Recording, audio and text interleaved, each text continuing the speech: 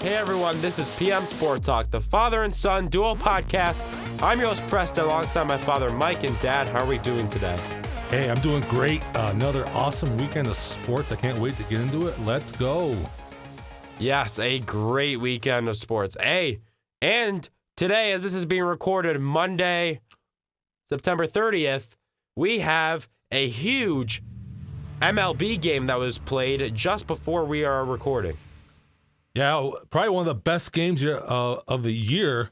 The Mets and Braves duking it out to see who gets into the playoffs. The last two games of the season, because of a rainout last week, they play in today.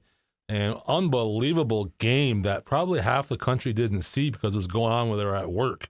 But phenomenal ending to that game. And now the Mets are in the playoffs, and they're playing the second game to be spoilers. And ladies and gentlemen, this game was not that entertaining until about the top of the eighth inning. Score was 3-1, right? 3-0, 3-1? 3-0. 3-0. And the Mets go ahead and put 6 runs on the board in the top of the eighth. Fast forward to the bottom of the eighth. The Braves retake the lead by putting up 4 runs, puts the score at 7-6. Top of the ninth inning, Francisco Lindor hits a 2-run bomb that ends up being the winning factor. I mean, talk about a roller coaster of emotions for the Mets, who have their hearts broken almost every year by the Braves. Looks like, they're down 3-0. Looks like they're going to lose the game. All of a sudden, they come up to the top of the eighth. They get 6 runs, and they're on cloud 9. Finally going to break that little curse they have with the Braves. They're going to finally get to the playoffs. And what happens in the bottom of the eighth? Once again, the Braves come back, 4 runs, take the lead like you just said. So you're, as a Met fan, you got to be like going nuts. You're like, here we go again. The Braves are going to knock us out of the playoffs. Nope. Lindor gets up there and hits the 2-run shot, and I was shocked. I got to tell you, I was driving home, and when I was listening to this on the radio, I'm like, oh my God, it's going to happen to the Mets again. I'm laughing. I'm like, they're going to get their hearts broken by the Braves for like the gazillionth time. And they finally did it. I mean, they had their closer, Diaz.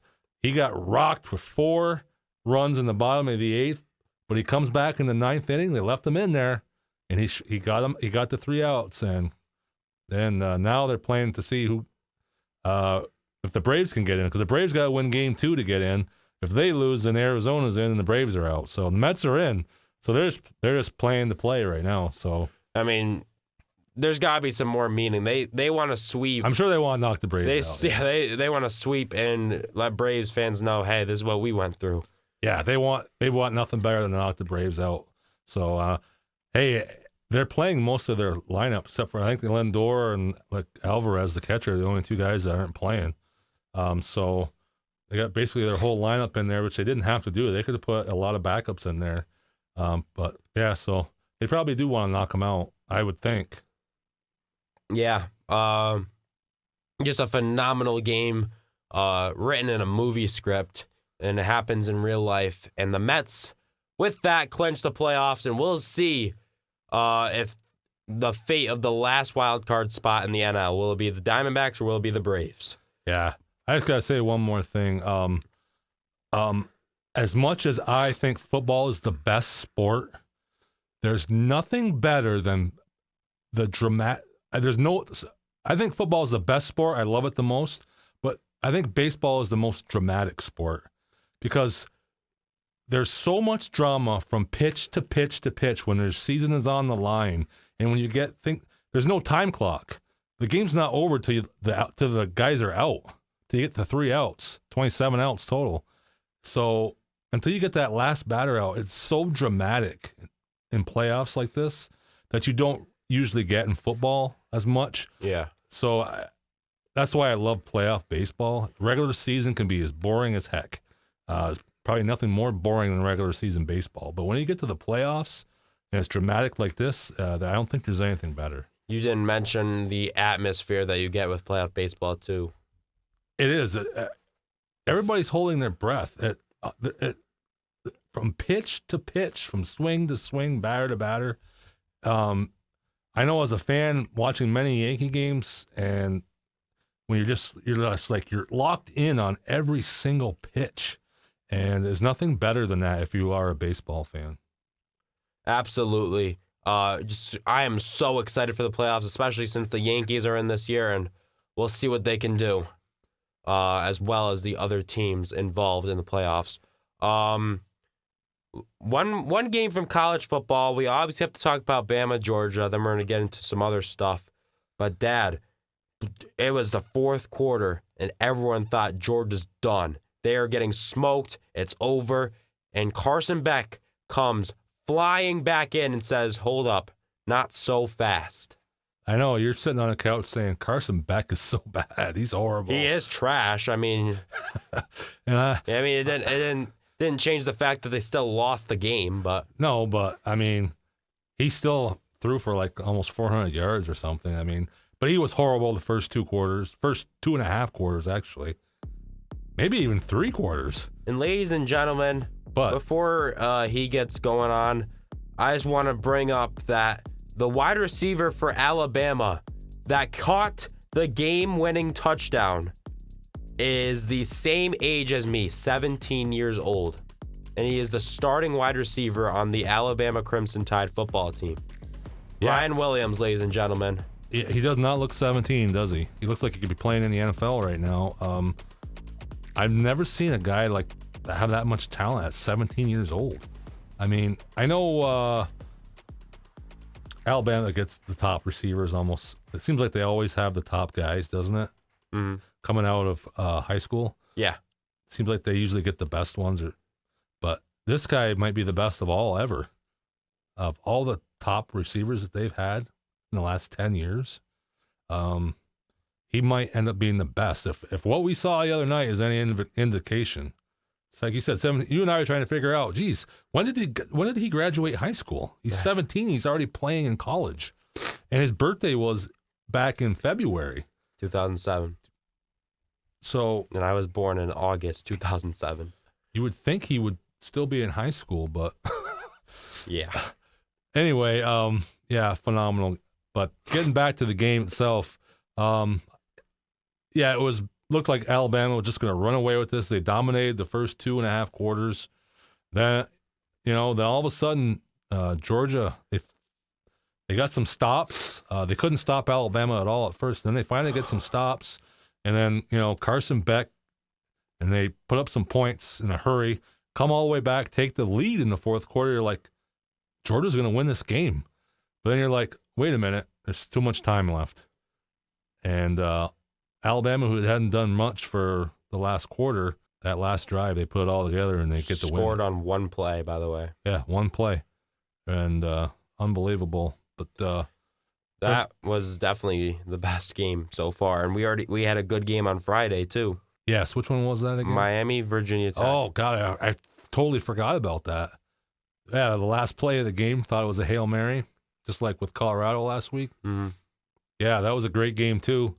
The best 2 games by far. They're probably the only 2 good games all weekend, if you think about it. Mm. The rest of the games were not very good. So, but those 2 games, hey, if you get a couple of games like that, it makes up for the rest. But, yeah, you picked Alabama last week. I picked Georgia, so you got me on that one.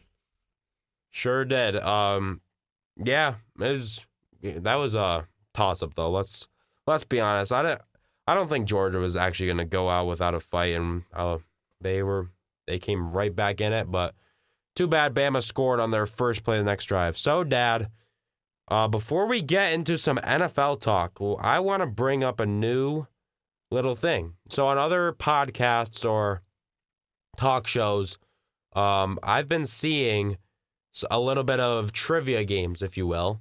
So I have brought up a trivia game, and I want to see if you can name any of the players I have for you.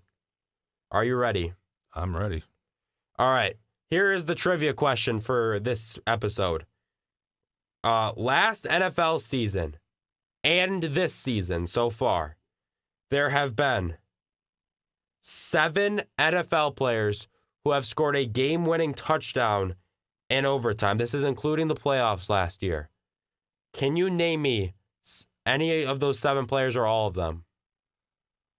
game-winning touchdown in overtime? Yes. We had that many overtimes? Wow. Remember, here, I'll give you a little bit.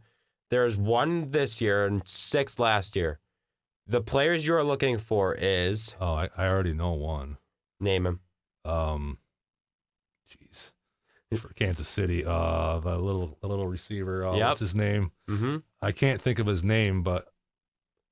He played for the Jets earlier that season. Yeah, I can't remember his name, but...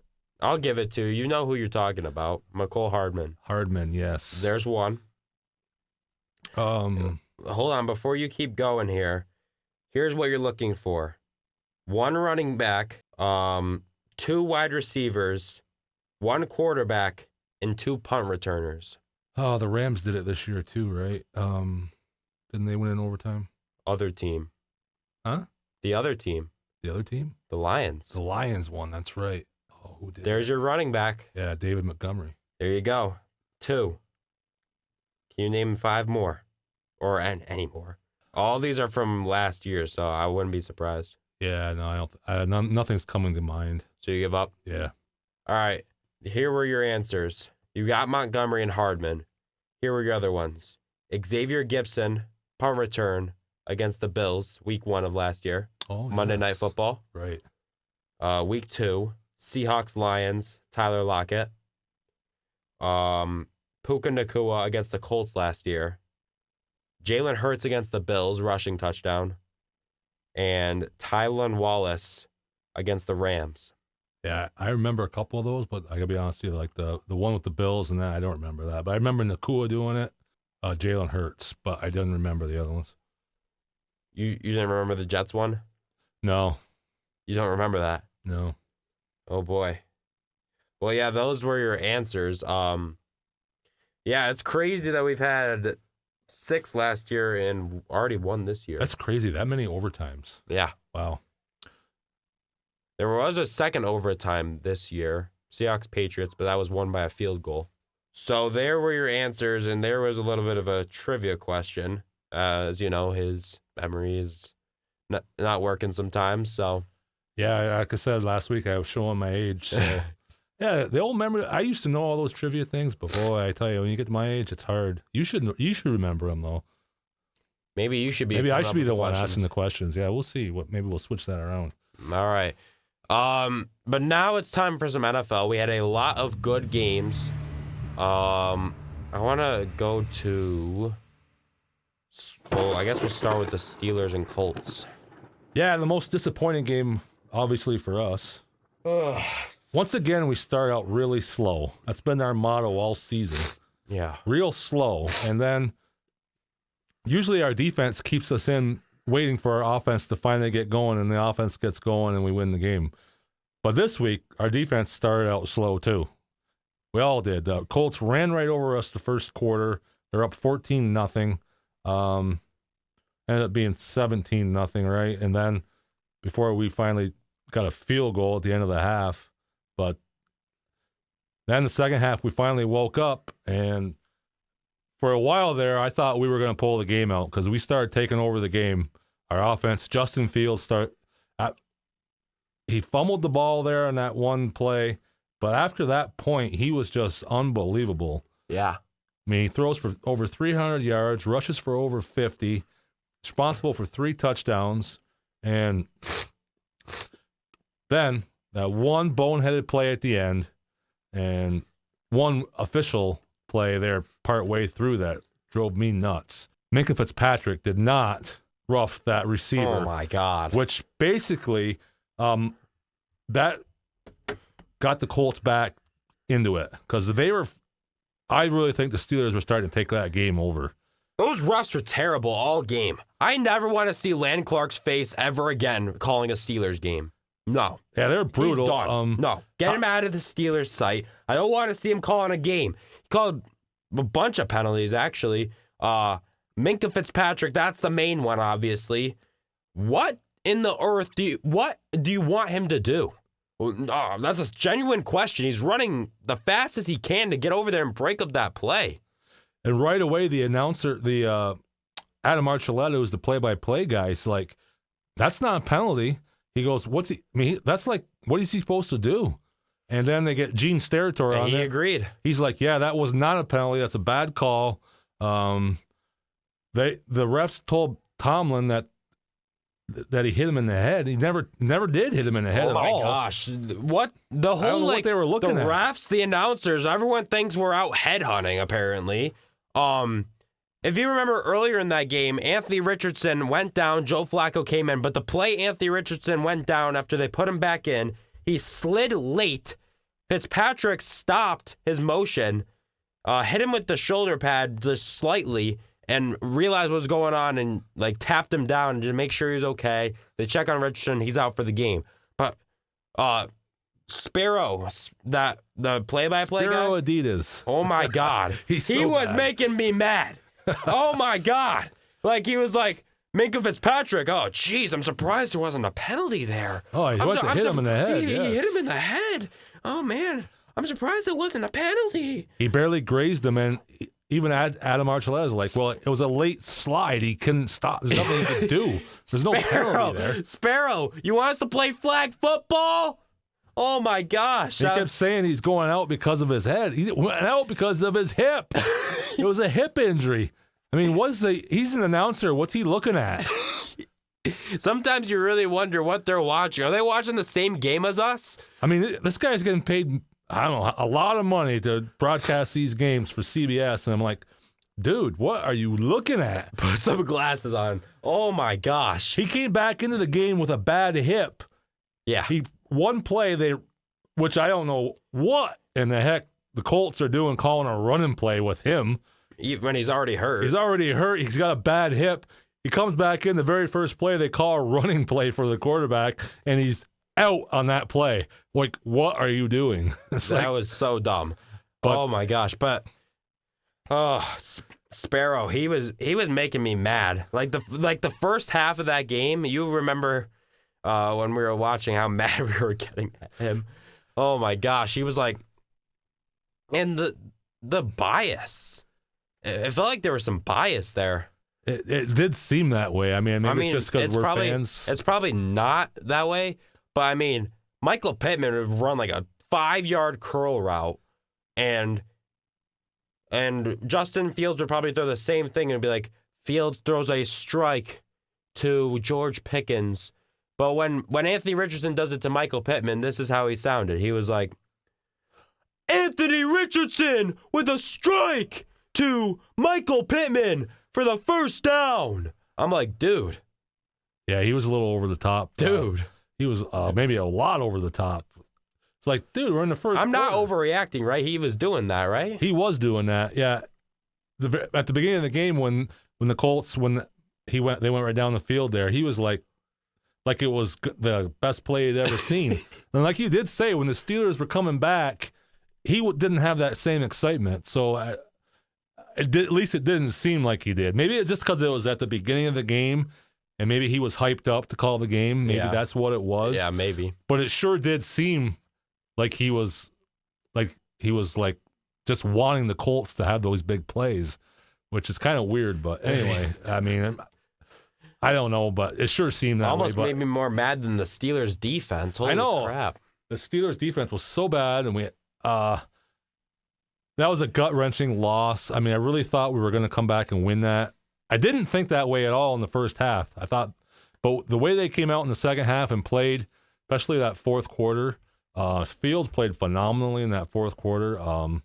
So we have already had enough injuries coming into this game. Then we come into this game and we lose two more important guys. We lose Daniels, our guard, on the offensive line, which already has a number of injuries. By the way, he's out for the season. He's out for the season. We already lost Fatano for the season last week or the week before. Last week, I think it was, right? Last week. And Semelo, our starting guard, who might be our best offensive lineman.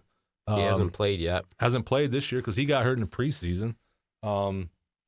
So our whole offensive line, which was going to be a strength of this team, is all hurt. And Broderick Jones is just a bonehead this year. I don't know what's going on with him. Yeah, he's been a bonehead. And then we already lost Alex Highsmith, who's one of the best defensive outside linebackers in the league, along How with Watt. serious is his injury?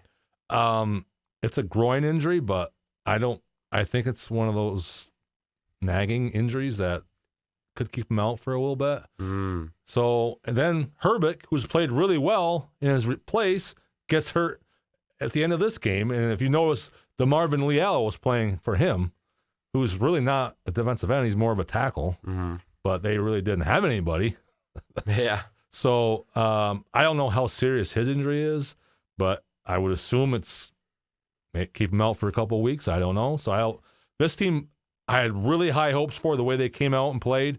And now with all these injuries, I don't know. I hope it doesn't derail us, but we got a tough game coming up against Dallas. They have a high-flying offense, and we need all our defensive guys, and we're just not going to have them, I don't think. So who knows? T.J. Watt was quiet yesterday, too. Well, he was double-teamed every single play because guys are hurt on the other side. They're not worried about the other side. Yeah.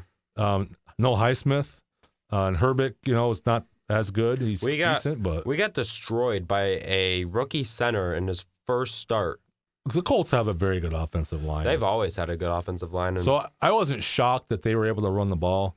But as the game went on, we did start to shut it down a little bit. Yeah. So I was promising, but yeah, it's hard to beat them there. You knew the Colts knew they needed to get a first down to avoid drama. I mean, Jonathan Taylor, it seemed like he was going to get up or beat up on himself because of him going down with an injury.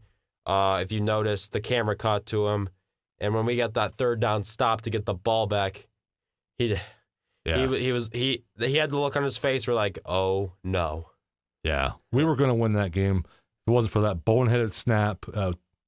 Hey, we have a rookie center. He's played really well, so I'm not going to get on him. But he had a bad play right there. Yeah, and cost us the game possibly. But hey, he's a rookie, so I'm not going to get on him for it. Fields did the right thing. He took the blame, but it wasn't his fault. But he took the blame for it. So I like that in Fields because I don't think he would have done that a year ago in Chicago. No. He probably wouldn't have said that it was his fault. He probably would have. He might not have said a whole lot, but he wouldn't have took the blame for it. That shows a lot of maturity that he has now that I really like. So I was very promising. Yeah. So I like where we're headed there. We just got to get healthy. So we'll see how that goes. Yeah, it's a rough loss, but at the same time, it's our first loss of the year. You got to have it at some point. So yeah, we're going to see what Sunday night brings against Dallas. Yes. First primetime game of the year. Looking forward to it. That'll be a big one. I think that's the biggest game of the week next week. So Dak versus Fields. I love it.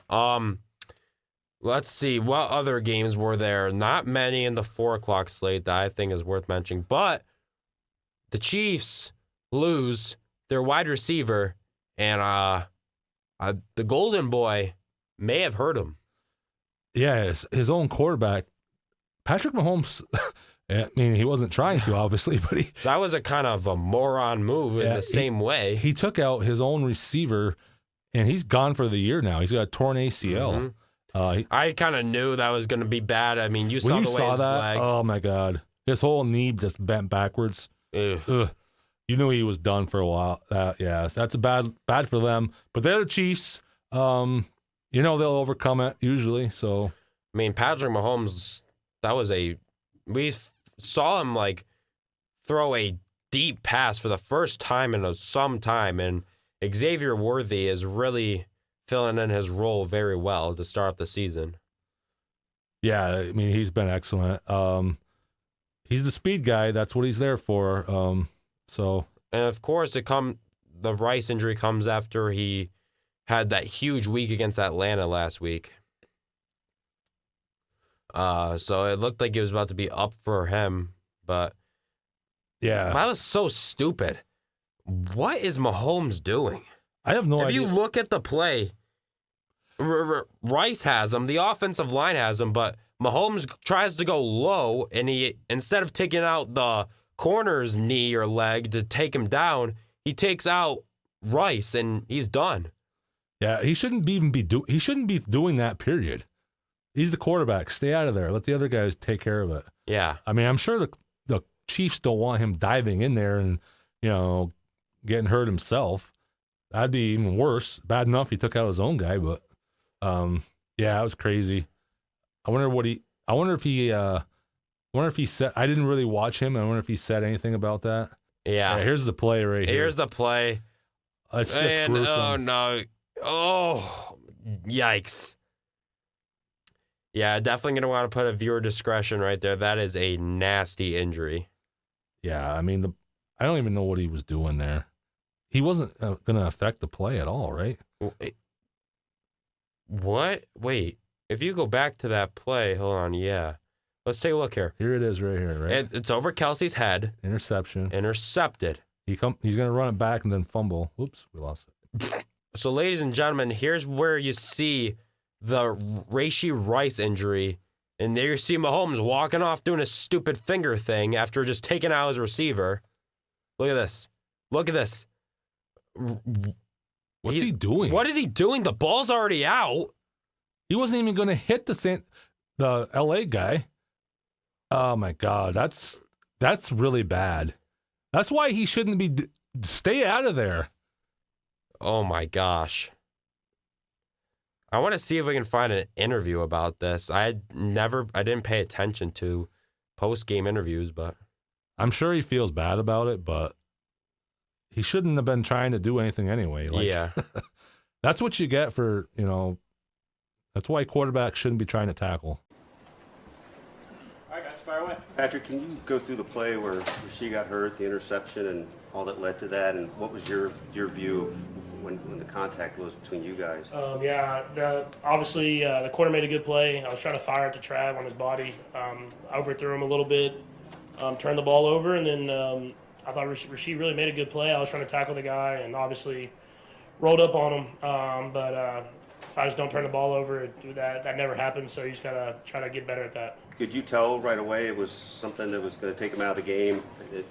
I didn't know exactly what happened because obviously I was trying to make the tackle, but I know Rasheed and how tough he is, so him being down like that, I knew it wasn't good. All we can do is pray that the x-rays in my eyes and stuff like that are better than what it looked. But, next man up until he's back. Is that easier to say than do sometimes? I mean, was that pretty jarring to have him go out like that, seeing him helped off and everything?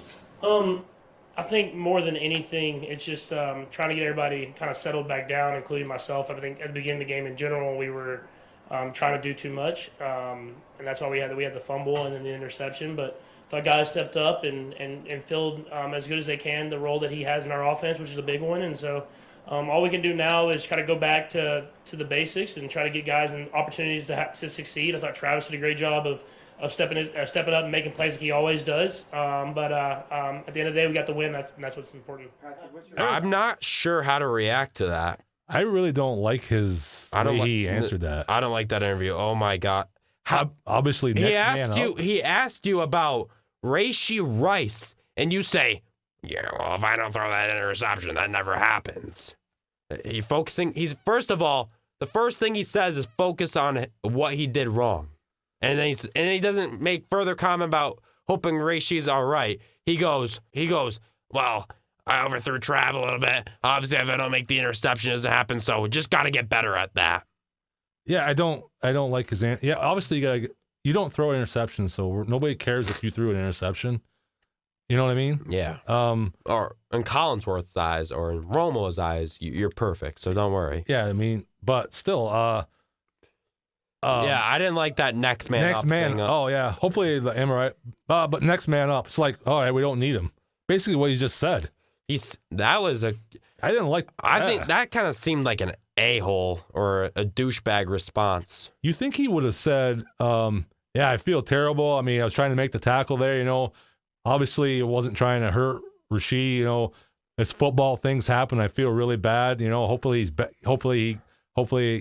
it's not as bad as we think. Next man up. We're going to miss him, but, somebody's going to. Then you say, well, yeah, we're going to miss him. He's been really good, but hopefully, we got some guys that can fill in while he's not there.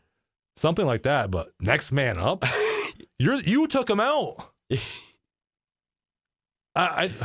Where's the accountability? I don't like that at all. I mean, whether he meant it that way or not, I don't know. But the way that came out, that's kind of and nobody's going to call him out on it. Nobody's going to say a word about that. No commentator's going to mention it because he's Patrick Mahomes. Just like what Tom Brady used to be. Like, I know we were on this kick last week too, but nobody's going to say anything. And that's kind of, I don't like that interview from a quarterback who's your leader. I didn't really like that. No, that was terrible. That was a stupid response by him. Yeah, he's usually pretty good at these things, but that was bad. I don't know. But, hey, it's Patrick Mahomes, right? It's Patrick Mahomes. Well, in the words of Collinsworth, it's Patrick Mahomes. He can do anything. Yeah. So, whatever. That thing's going to go underwater anyway. Yeah, you won't hear about Rashee Rice for the rest of the year. Well, unfortunate, but our next game, Bills and Ravens, and this was never close. No, I did not expect this at all. I know I picked Baltimore in our little predictions there last week, but I really didn't know one way or the other. I just thought maybe because they're at home, give them the edge. But I figured it was going to be, a 3-point game, 7-point game at the most, something like that. But yeah, that was just total domination. I don't know if we learned anything from this game or if it's just one of those games where the Bills had a bad game and move on. I wasn't high on the Bills before the season started, but after watching them play, I was like, oh, maybe the Bills are going to be really good this year. But after that game last night, I'm like, there's a couple things that stuck with me, and like not exactly like the playing but Sean McDermott, one of his players I forget who he need. Yes. He need a player in the head. The refs obviously didn't miss it. They called the penalty. And what does McDermott do? Leaves him in the game. Doesn't take him out. Doesn't say anything to him. Well, in that moment at least. And he just keeps playing. Yeah, you see a lot of coaches or something like that with a dirty play like that. They yank the guy out right away.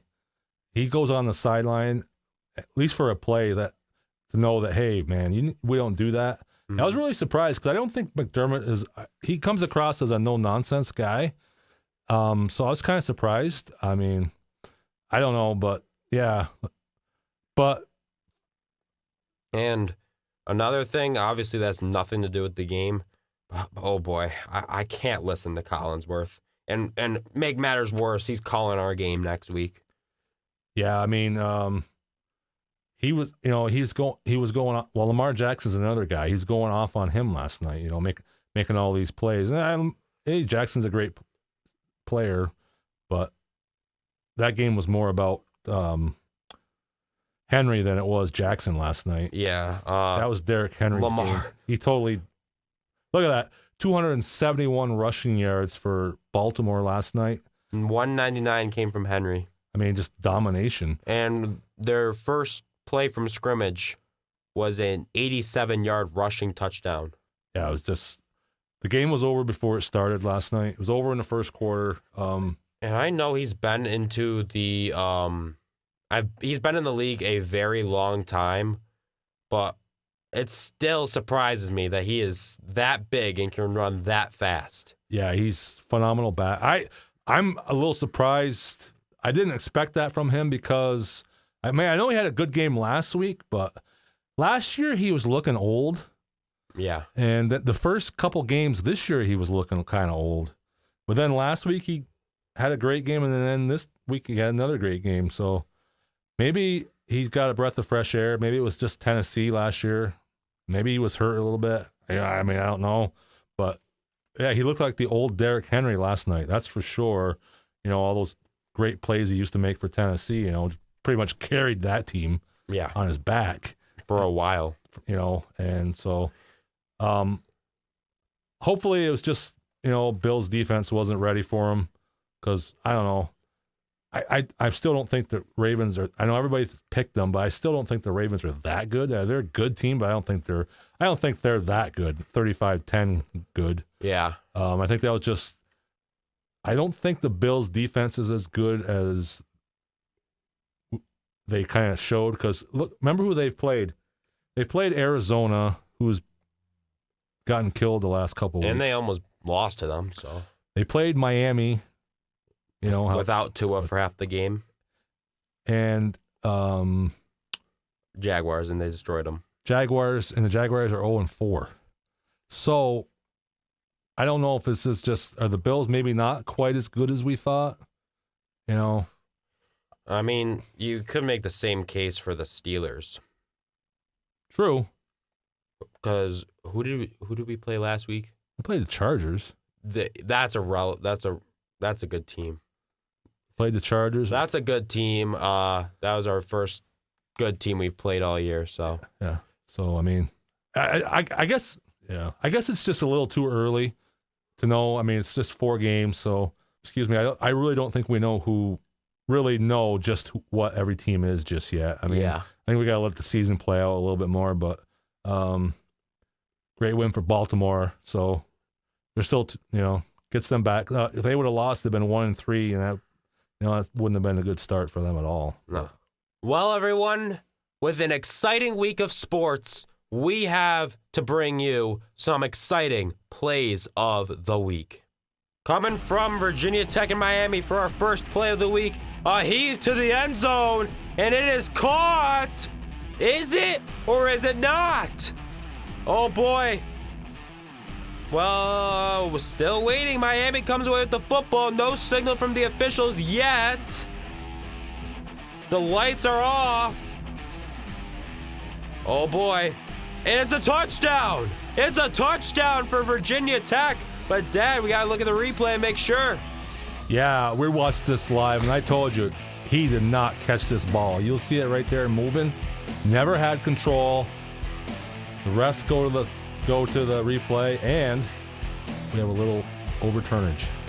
An overturned call keeps Miami's undefeated record in this 2024 campaign. What a crazy play that would have been devastating if he would have caught that. Well, Dad, coming from Alabama and Georgia, Milroe lets it fly, caught, Ryan Williams, running, spin move, and he's still going, Williams, see you later, touchdown, Crimson Tide. What an answer from the Crimson Tide. Georgia just came back, took the lead, and they come right back in the very next play to the rookie, Ryan Williams. Dad, coming from Ravens Buffalo, lined up at the 13, a give to Henry. He's through the defense, and he's running. Derrick Henry down the sideline. Will they catch him? Answer is no. Touchdown, Ravens. What a play. He still got it. Very first offensive play for the Ravens. He's gone. 87 yards for the big man. Touchdown, Ravens. Well, Dad, coming from Texans Jaguars. Texans trying to get a winner here. Ogunbowale, touchdown, Texans, and they take the lead. What a play, what a comeback. Looks like Jacksonville might get their first win of the season. Not so fast. Jags fall to 0-4, and what a disappointing start. Coming from Niners and Patriots. 3rd and 10 here for Brock Purdy and company. Purdy takes the snap.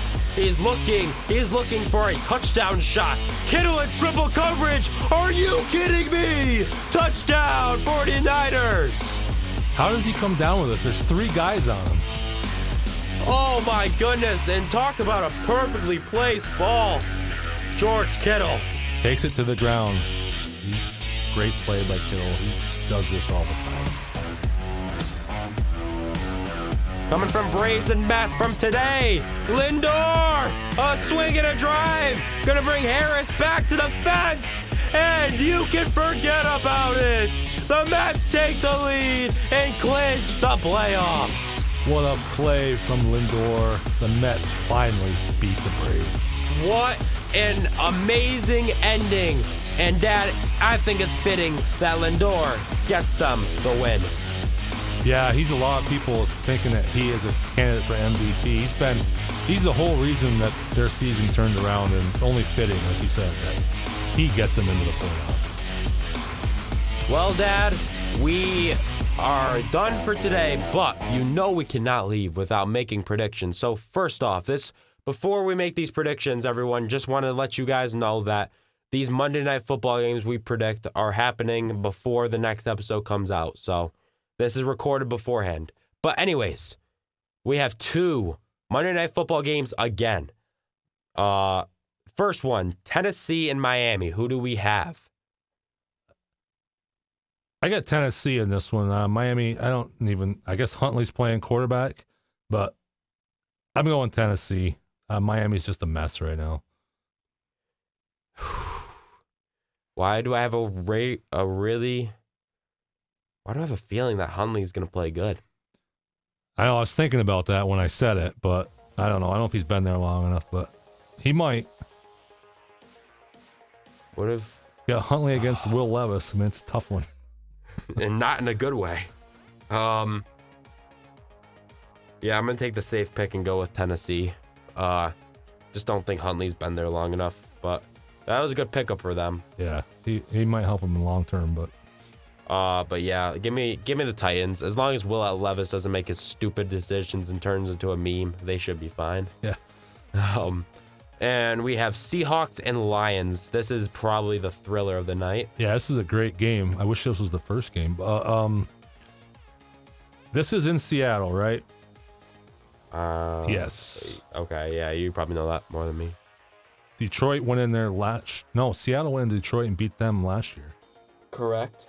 That was the Tyler Lockett touchdown that was in the trivia. Yes, the overtime, right. Mm-hmm. So I think Detroit pays them back, goes to their house, and beats them this year. I got Seattle. Yeah, it's a tough place to play. Don't think Goff has been that good this year. Yeah. He's kind of having a down year. I can see that. I wouldn't expect that from him, even though he got paid. But I'm sure he'll turn it around. That's a great football team he has around him. Yeah, I think they're going to just run the ball tonight. I think it's going to be a close game. Seattle good game. can kill him with their passing, though. Yeah, good game. I think it'll come down. What's the Thursday night game? Isn't it like Atlanta and Tampa Bay? It's another pretty good game. Atlanta and Tampa Bay, huh? Yeah. Let's go ahead and predict that one. I got Atlanta. I got Tampa Bay. I like the way Mayfield's playing. I got Tampa Bay. I really love how Mayfield's found his place though there. Yeah, it's really good. That's a good game though. It's another good game. There's quite a few good games this week. Well, everyone, that is the end of today's episode of PM Sport Talk. Once again, I'm Preston, and that is my father, Mike. And we thank you guys for watching, and we'll see you guys on the next episode. Goodbye.